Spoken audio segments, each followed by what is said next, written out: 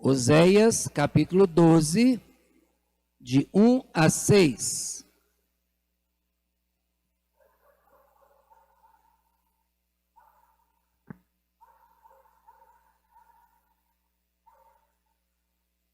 Depois de Daniel, Isaías, Jeremias, Lamentações de Jeremias, Ezequiel, Daniel, Oséias. Efraim apacenta o vento e persegue o vento leste todo dia. Multiplica mentiras e destruição e faz aliança com a Síria, e o azeite se leva para o Egito. O Senhor também com Judá tem contenda, e castigará Jacó segundo o seu proceder, segundo as suas obras o recompensará. No ventre pegou do calcanhar de seu irmão, no vigor da sua idade lutou com Deus, lutou com o anjo e prevaleceu, chorou e lhe pediu mercê. Em Betel achou a Deus, e ali falou Deus conosco. O Senhor, o Deus dos exércitos, o Senhor é o seu nome. Converte-te ao teu Deus, guarda o amor e o juízo, e no teu Deus espera sempre. Feche seus olhos. Senhor, a tua palavra fala ao nosso coração, mas a tua palavra, Senhor, é espiritual e nós somos carnais, e coisas espirituais só se discernem espiritualmente. E nós pedimos, Pai, mesmo sendo falhos, fracos, que o Senhor inspire em nós a compreensão, que o teu agir em nós através do teu Espírito Santo nos faça compreender a tua palavra. É o que nós pedimos, Senhor, em nome de Jesus. Amém. Cala a tua boca. Quando a autoridade fala, você escuta. Não é assim que a mãe fala com os filhos?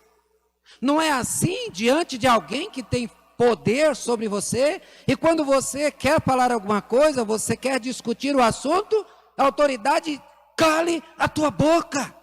Você tem que ouvir. Meus irmãos, infelizmente, durante o momento de Deus falar conosco da mensagem, muitas vezes o celular tem falado mais com suas mensagens, o vizinho do lado tem falado mais com seus assuntos, do que dado atenção à palavra de Deus. Hoje nós vamos falar sobre o que Deus falou para o seu povo. Mas, meus irmãos, nós temos que ver que Deus falou durante muito tempo, pessoas não lhe deram ouvidos, não escutaram a voz de Deus. O texto fala a respeito de Israel e de Judá. Depois da morte de Salomão, o reino se dividiu. O filho dele ficou com 2 tribos, a tribo de Judá, e o seu general ficou com as 10 tribos, que se tornou Israel. Mas o que nós vimos aqui, o texto trazendo palavra de juízo, tanto para Israel quanto para Judá. E diz aqui que Israel apacenta vento e persegue o vento. Ou seja, persegue aquilo que não pode segurar e que não pode achar. Procura segurança naquilo que não é Deus. Procura satisfação naquilo que nunca vai se satisfazer.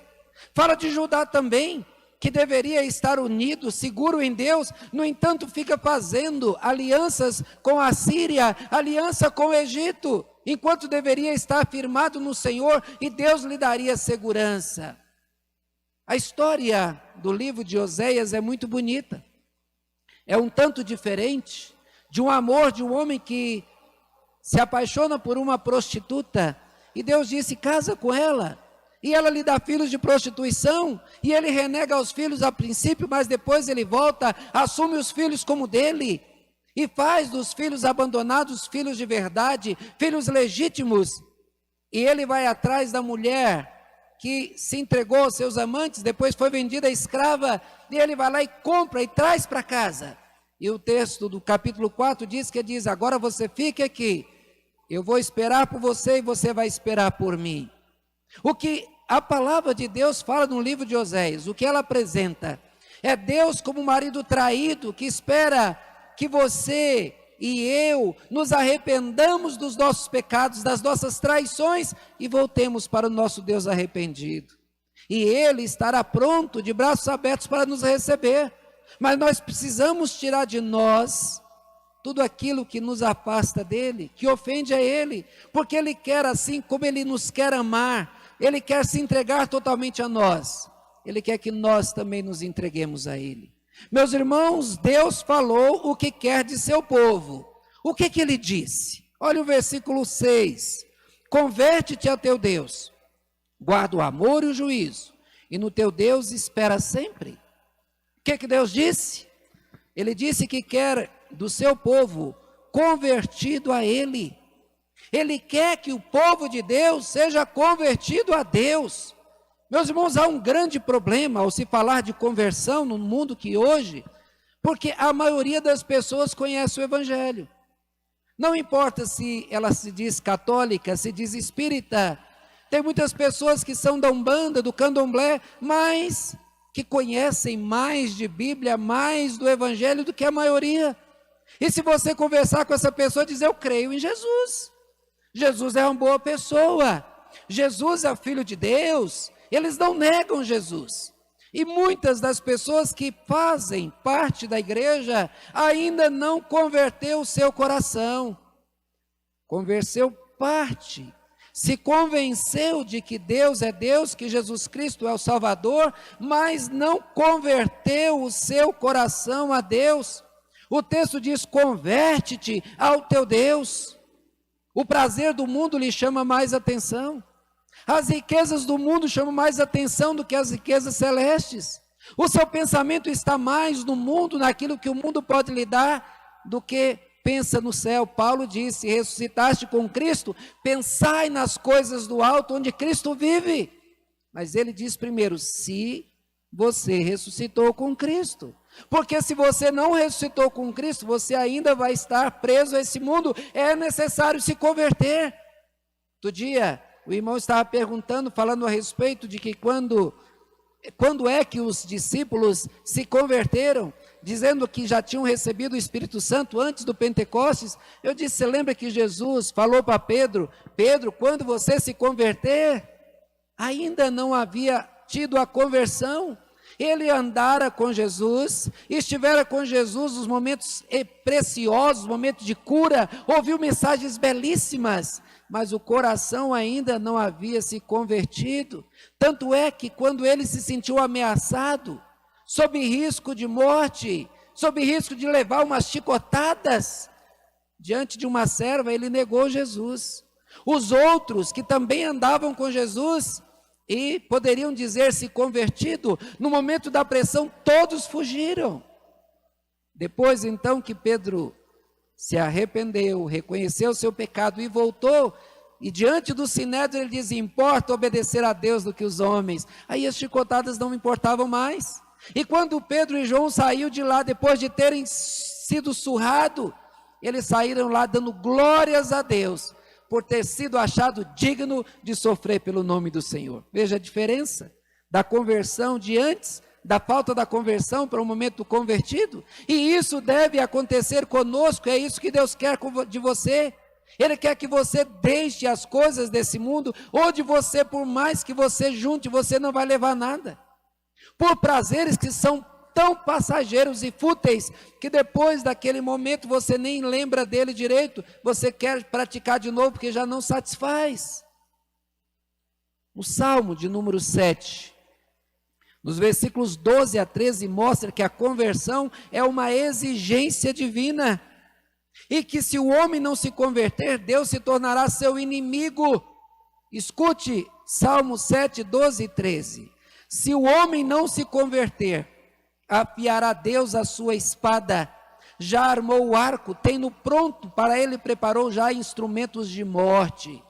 Veja que o texto está dizendo, se o homem não for convertido ao Senhor, ele não terá as bênçãos de Deus, e pelo contrário, Deus será o seu adversário. Porque se você não é convertido a Deus, você vai andar como filho de Satanás. Se você não é amigo de Deus, você é inimigo de Deus. Se você não trabalha para Deus, você vai trabalhar para o inimigo. Jesus disse que ou se serve a Deus ou Satanás, mas deixar de servir, ninguém deixa. Ou você vai ser servo de um ou servo do outro. Lá em Isaías 31:6 diz: convertei-vos, ó Israel, aquele de quem tanto vos afastastes. Meus irmãos, há muitos crentes dentro da igreja que estão afastados. Há muitos crentes que não têm prazer de estar na casa do Senhor. Ainda dizem, o Salmo 122, alegrei-me quando disseram vamos à casa do Senhor. Mas no entanto não há alegria. Vão se afastando cada vez mais desta alegria, afastando-se de Deus. Daqui a pouco se afasta do irmão, se afasta do outro, daqui a pouco afasta da igreja. E o texto está dizendo, convertei-vos àquele de quem tanto vos afastastes. Então é necessário que nós em todo o tempo nos perguntemos, será que eu estou de fato com o Senhor? Se o meu coração está convertido ao Senhor? Se eu vivo para o Senhor ou se eu vivo para mim mesmo? Se eu não estou no trono da minha vida ou se Cristo é o rei do meu coração? Porque há muita gente que no trono do coração está assentado Ele mesmo. Como Jesus disse para aqueles religiosos da sua época, o Deus deles é o ventre, ou seja, é aquilo que satisfaz a eles mesmos. Já Isaías 30:15 diz, em vos converterdes está a vossa salvação. Sem conversão não há salvação.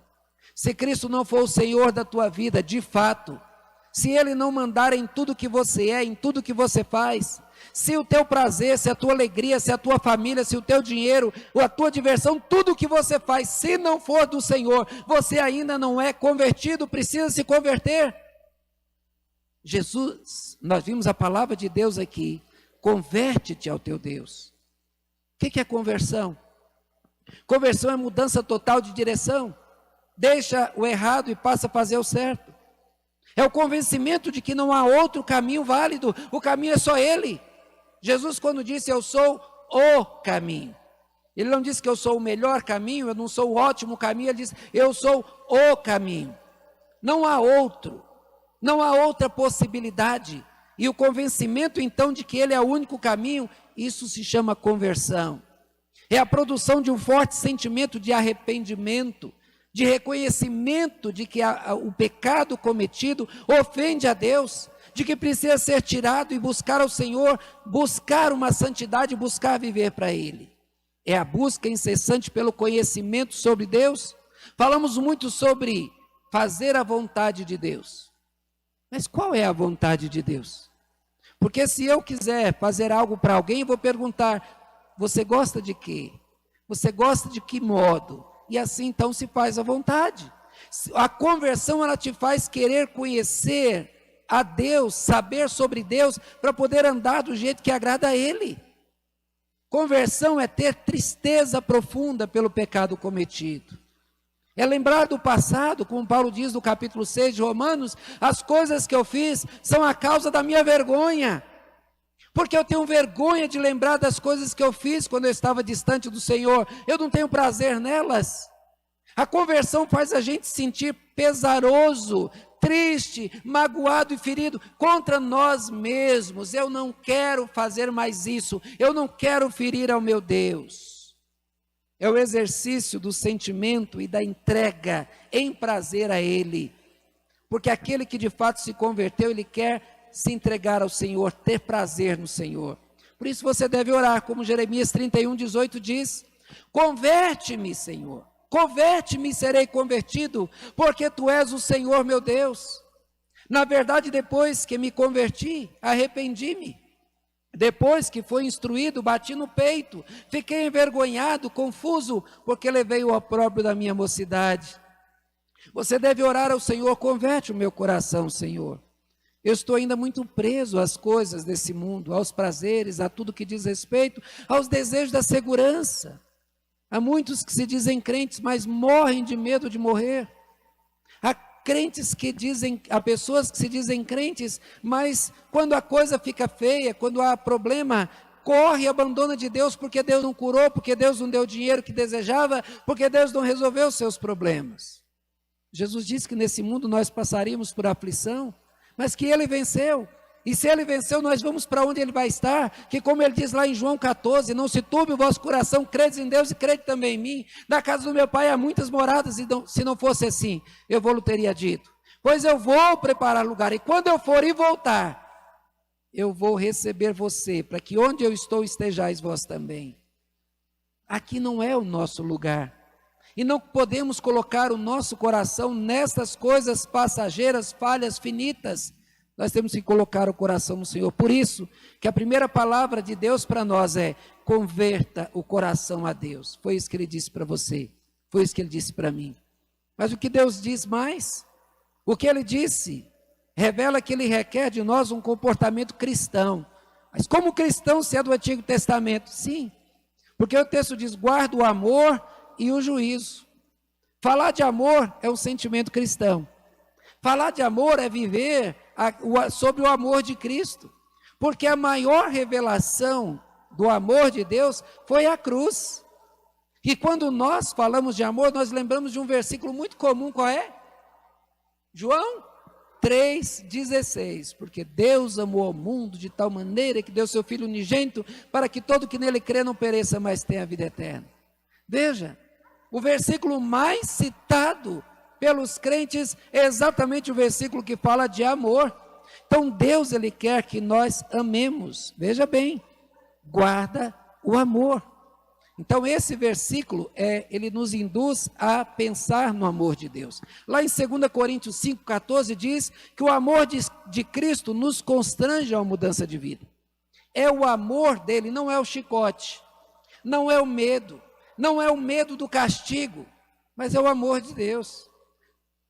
Outro dia eu estava conversando com uma pessoa muito boa, um amigo de verdade, e ele me encontrou aqui na frente da igreja. Ele diz: eu fui ali comprar o meu veneno, e ele estava com 2 carteiras de cigarro na mão. Na capa do cigarro está lá uma pessoa bem magra, sofrendo por um câncer.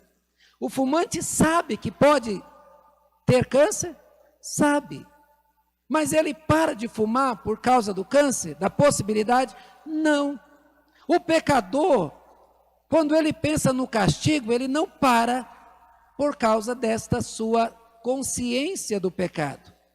Porque ele acha que ele vai, de alguma maneira, se livrar da penalidade do castigo. É o mesmo jeito o ladrão, que quando ele acha que não está sendo observado, ele vai e comete o crime, porque ele acha que ninguém vai descobrir. Se ele vê que a polícia está olhando, ele se segura, mas quando sai ele vai lá e comete. Meus irmãos, nós não podemos pensar dessa maneira, porque o que deve nos constranger a uma vida de fidelidade é o amor de Cristo. Na hora que você for tentado a pecar, lembre-se, Cristo deu a vida por você. Na hora de você fazer aquele ato pecaminoso, lembre que Jesus lá na cruz derramou sangue por você. E eu te garanto que a imagem de Cristo na cruz vai ser muito mais forte para você vencer o pecado do que o medo do castigo. Porque você sabe que Jesus já foi castigado no teu lugar. Mas quando você vê alguém que te amou tanto assim, você vai querer se oferecer para ele. O amor de Cristo nos obriga a amar ao próximo como nós fomos amados. O crente vive o amor, por isso que eu disse que Deus, o que Ele falou para nós é que vivamos essa vida cristã. Assim como eu fui amado, eu devo amar também. Veja, meus irmãos, que é impossível viver o Evangelho sem ser dirigido pelo amor. Como a gente vê em Colossenses 3,14, que nos ensina a suportar o irmão, perdoar o irmão, que o amor deve ser o vínculo da perfeição. Mas se alguém não conhecer o amor de Cristo, ele não vai conseguir perdoar o irmão, dar uma nova oportunidade, valorizar o irmão. Também em Colossenses 3,15 vimos que a paz de Cristo deve ser o árbitro entre nós. Cristo, para fazer a paz, Ele deu a vida por nós.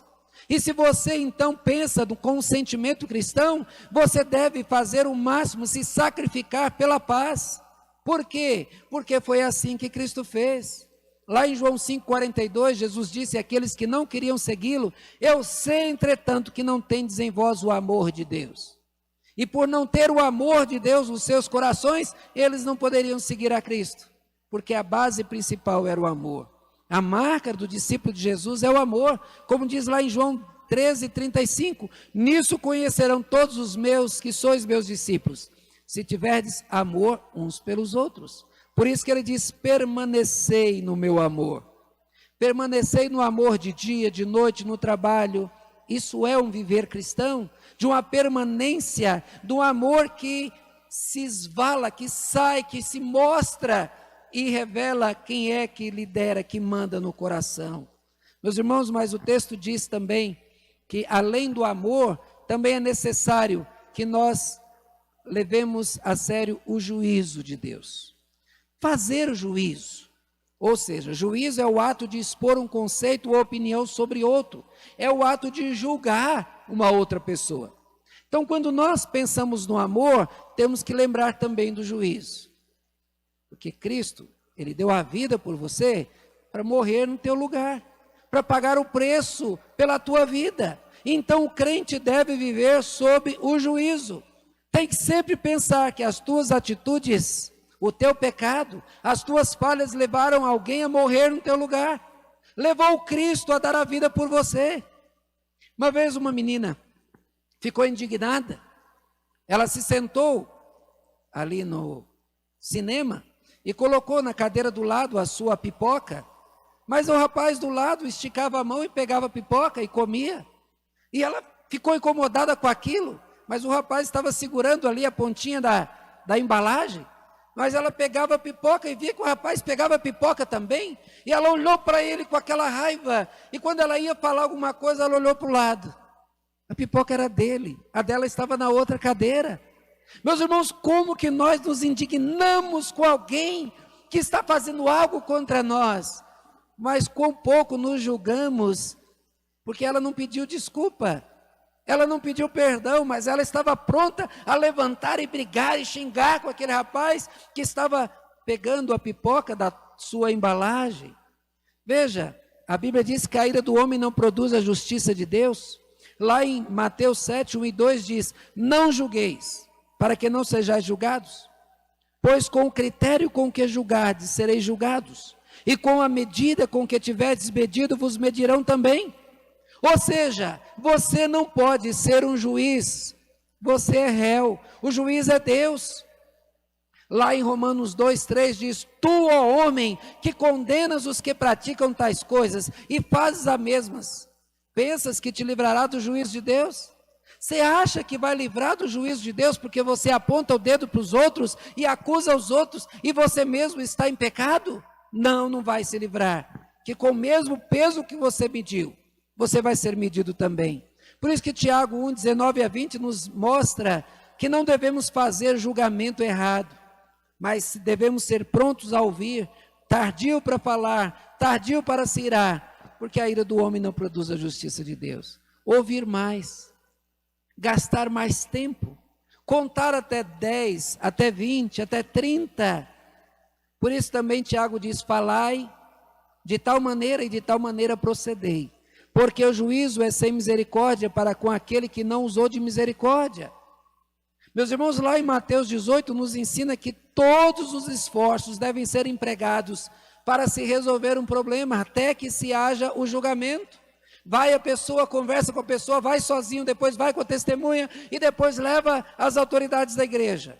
Mas de maneira nenhuma julgue, porque você não é o juiz, quem julga são as autoridades.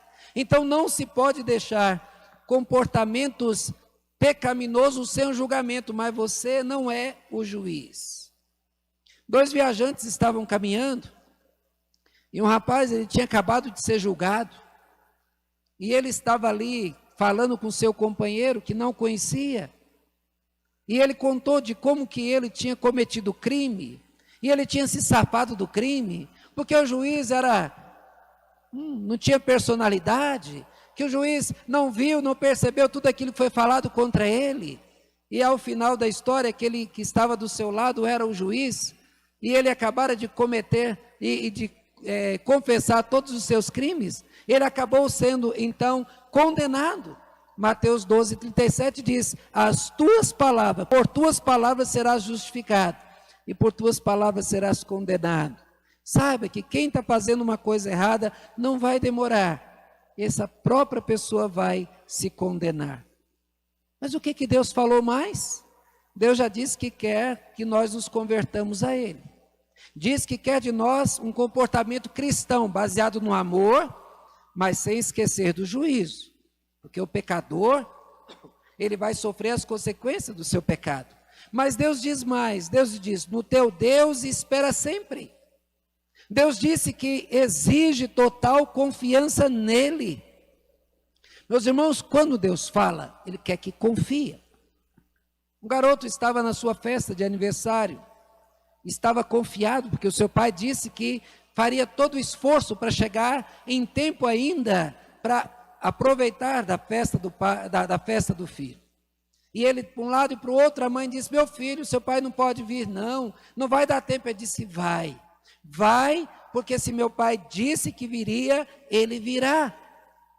O pai, no meio do caminho, teve um acidente, estourou o carro, ele deixou o carro lá e pegou outra carona, e ele fez, antes da festa acabar, o pai chegou, porque ele tinha dito para o filho, que o filho poderia confiar que não importa o que acontecesse, que ele estaria lá.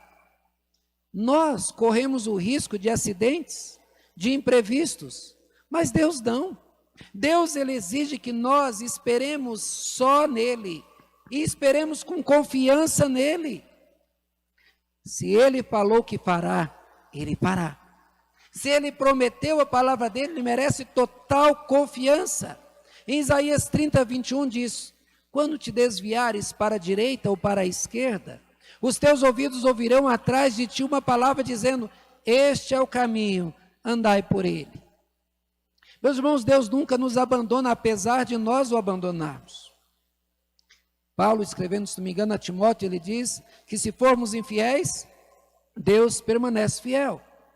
Então o texto de Isaías está dizendo que quando nós nos desviarmos, Deus não vai nos abandonar, mas pelo contrário, Ele vai nos dizer, é este o caminho. Quantas vezes acontece de nós cairmos em pecado, ninguém sabe, ninguém viu, ninguém ficou sabendo, mas você sabe porque você pecou, mas de repente você ouve como que uma voz da sua consciência no seu ouvido, dizendo, volta, sai desse caminho, isso deu certo, abandona, volta a fazer a coisa certa. É o que o texto de Isaías está dizendo, é Deus falando ao seu ouvido, porque Deus não abandona. Lá no Salmo 27, 10 diz, porque se meu pai e minha mãe me abandonarem, o Senhor me acolherá. Pai e mãe pode abandonar. O primeiro caso que Salomão teve que resolver foi exatamente de uma mãe que estava amamentando o filho, esqueceu do filho, adormeceu e o sufocou, matou. Ela esqueceu do filho. Isso pode acontecer, mas de maneira nenhuma Deus nos rejeitará, Deus nos esquecerá, Deus Ele sempre nos acolherá. Isaías 43, 10 diz que nós somos testemunhas de Deus, de que Deus, de que Deus é presente. Nós somos as testemunhas para mostrar para as pessoas que devemos confiar nele, que ele é confiável e que ele não volta atrás. Lá em Isaías 52, 12 diz, não saireis apressadamente, nem vos irei fugindo, porque o Senhor irá diante de vós, e o Deus de Israel será a vossa retaguarda. Não tenha pressa de fazer as coisas por tua própria conta.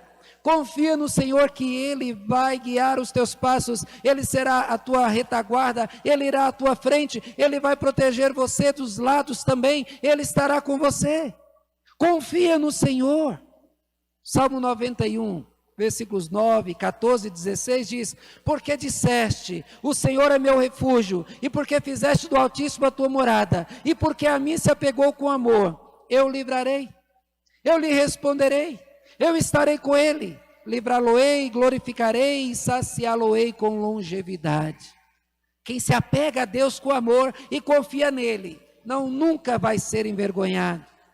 Deus também diz lá em 1 Crônicas 14, 15, quando o rei estava com medo, quando os inimigos estavam lá na frente, Deus disse, ataca-os defronte das amoreiras, e há de ser que ouvindo tu um estrondo de marcha pelas copas das amoreiras, então saia a peleja, porque é Deus que saiu adiante de ti a ferir os inimigos.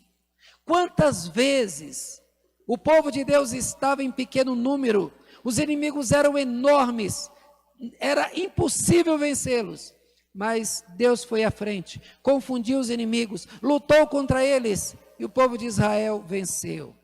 Eu gosto muito de um texto de 2 Crônicas 20, quando Deus disse para o rei, diante do inimigo enorme, ele diz assim: amanhã você sai à batalha, mas vocês não terão que lutar, porque o Senhor pelejará por vós. Sabe o que o rei fez? Ele juntou cantores, músicos, colocou então o pessoal para louvar a Deus na frente do exército. Ninguém sai para uma guerra assim. Mas ele confiou no Senhor. Deus disse que eles não iriam lutar, e ele confiou no Senhor.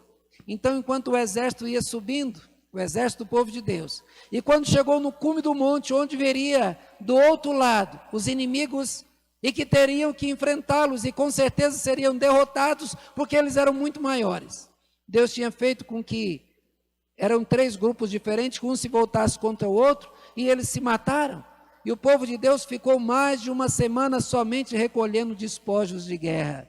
Eles não tiveram que lutar, mas o rei confiou no Senhor. Mas 2 Crônicas 12 diz: o rei Asa caiu doente dos pés, contudo na sua enfermidade não recorreu ao Senhor, mas confiou nos médicos. Não há problema você confiar no médico.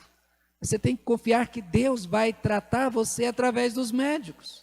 Não tem problema você tomar um remédio e confiar que Ele vai tirar a sua dor. Mas você deve orar pedindo: Senhor, faça com que esse remédio tire a dor. Tome o remédio confiado em Deus. Vá à consulta confiado em Deus. Lute confiado em Deus. Proteja a tua casa com cadeados e grades, mas confiado em Deus. Um amigo meu colocou um cadeado bem grosso. Com esse aqui ninguém passa. Aí à noite ele ouviu um creque. A porta dele, o quarto dele fica de frente para a grade. E quando ele abriu a janela, o malandro estava com aqueles alicates enormes de cortar a corrente. Ele só fez assim no cadeadão forte dele. Creque. E o cadeado caiu. Não se pode confiar em grades, não se pode confiar em correntes, não se pode confiar em seguranças. Você pode confiar em Deus, para que Deus abençoe os seguranças, para que Deus fortaleça as grades, porque se Deus proteger, nada vai tocar naquilo que é teu. Eu gosto de contar uma experiência que eu tive há uns anos atrás. Eu trabalhava demais, era 15 dias para ter um dia de folga. Então, na época, aquele clube... me fugiu o nome aqui, tinha um clube em Taguatinga, que funcionava à noite, era aberto, piscina, e aí então eu pegava minha irmã e ia lá para o clube. E aí um dia, eu tinha um Opala que só você encostasse a mão no vidro, ele descia. Brrr. Falei, já que o vidro abre de qualquer jeito, deixa o carro aberto. Nem tranquei o carro, peguei as coisas, coloquei lá na traseira do carro. Quando eu cheguei, já de volta do clube, o carro estava cheio de marcas de dedo que o malandro tentou abrir e não conseguiu. Lá atrás ele tentou abrir com uma chave de fenda, estragou ali, mas não conseguiu abrir. O carro estava aberto e o ladrão não conseguiu entrar. Quem que protegeu? Somente Deus pode ter feito isso. Meus irmãos, nós temos que confiar em Deus e não confiar nas seguranças. Tiago diz que quem duvida é como uma palha levada pelo vento.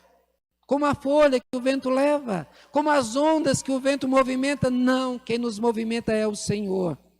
Uma vez um botânico viu uma flor muito bonita, rara, que estava num penhasco. E ali estava um garoto, e ele pediu: menino, me ajuda, desce ali, para que você pegue aquela flor que é muito importante para mim. Aí o menino falou: eu desço, mas eu só desço se meu pai segurar a corda. Se o senhor segurar, eu não confio, mas se meu pai segurar, eu desço. E o pai segurou, ele desceu, pegou a flor. Confiança no pai. Confiança no pai. Deus, o que Deus disse? Ele diz: converta-te a mim. Tem um texto lá de Oséias, de Joel, que diz: converta ao Senhor de todo o teu coração.